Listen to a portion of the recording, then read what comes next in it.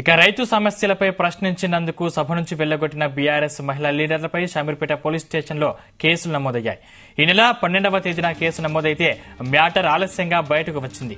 గత మే నెల 23వ తేదీన షామీర్పేట జిల్లా కలెక్టరేట్లో తెలంగాణ ఆవిర్భవించి 10 ఏళ్లు పూర్తయిన సందర్భంగా సమావేశం నిర్వహించారు.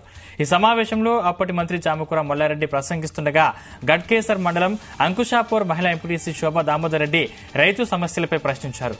మంత్రి ఆగ్రహం వ్యక్తం చేయడంతో ఆమెను అక్కడే ఉన్న పలువురు మహిళా ప్రజాప్రతినిధులు బయటకు లాక్కెళ్లారు. అలా తన పరువుకు భంగం కలిగించారంటూ శోభా దామోదర్ రెడ్డి మానవ హక్కుల కమిషన్లో ఫిర్యాదు చేశారు. స్పందించిన కమిషన్ బాధ్యులైన వారిపై కేసు నమోదు చేయాలని షామీర్పేట్ పోలీసులను ఆదేశించింది. షామీర్పేట పోలీసులు స్థానిక MPP Ellubai, ZPTC Anitha, Jawahar Nagar mayor Kavya, Medchal MPP Rajitha రాజమల్లారెడ్డిపై ఐపీసీ 352 సెక్షన్ల కింద కేసు నమోదు చేసి దర్యాప్తు చేస్తున్నారు.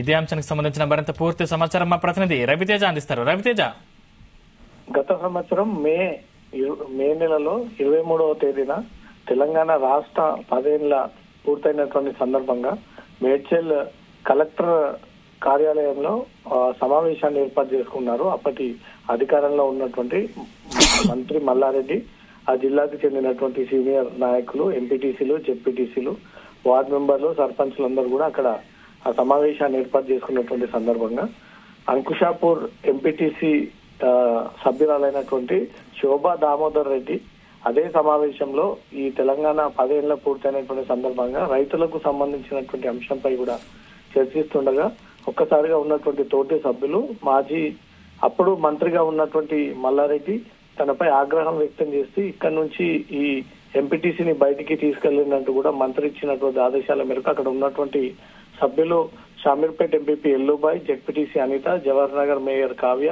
మేడ్చల్ ఎంపీపీ రజిత రాజు, మా మంత్రి మల్లారెడ్డి ఈ 5-6 కలిసి తనను మానసికంగా దెబ్బతీసేటువంటి ప్రయత్నం చేశారు. తమని భంగం కలిగించేటువంటి ప్రయత్నాలు చేశారు. తమ పూర్తి స్థాయిలో పరువును దిగజార్చారంటూ కూడా అప్పట్లోనే జాతీయ రాష్ట్ర మానవ హక్కుల సంఘాలలో కలిసి అక్కడ ఉన్నటువంటి అధికారులతో చర్చించి ఒక పిటిషన్ కూడా అక్కడ ఇవ్వడం జరిగింది. ఈ పిటిషన్ స్పందించిన తర్వాత దాన్ని వెరిఫై చేసినటువంటి వెంటనే షామీర్పేట్ పోలీసులకు కేసు నమోదు చేయాలంటూ కూడా ఆదేశాలు ఇవ్వడంతో ఈ నెల 12వ తేదీన ఈ 6 మంది పైన కేసు నమోదైంది.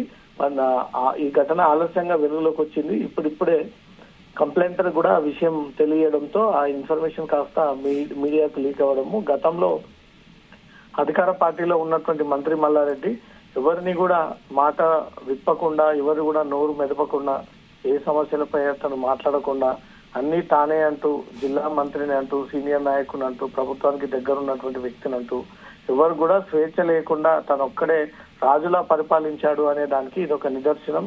ఇది ఉదాహరణ కింద ఉంది. కాబట్టి ఇప్పుడు బీఆర్ఎస్ నాయకులందరూ కూడా అధికారం కోల్పోయిన తర్వాత గత 10 ఏళ్లలో జరిగినటువంటి ఈ అవినీతి, అక్రమాలు, ఒంటెద్ద దూకుడు పాలన సంబంధించి ఇవన్నీ కూడా ఒకరొకరు వారే బయటపెడతా ఉన్నారు. ఇప్పుడు మాజీ మంత్రి మల్లారెడ్డితో పాటు మొత్తం 5 పై కూడా షామీర్పేట్ పోలీస్ స్టేషన్ లో 352 సెక్షన్ కింద హెచ్ఆర్సీ ఆదేశాల మేరకు ఈ కేసులు నమోదవ్వడం జరిగింది. Sandeep, right, thank you Raviteja.